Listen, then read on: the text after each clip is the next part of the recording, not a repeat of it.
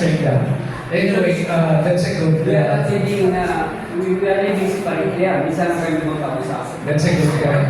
But please take note that he's expressing that not only for the physical family, but the rest also.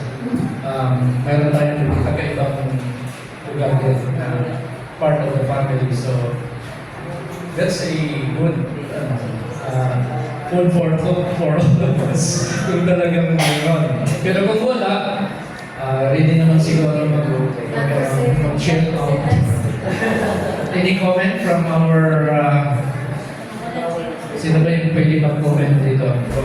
Any comment on that note? Kasi gusto kong marinig din yung mga ideas ninyo. I know you have great ideas. Meron ba?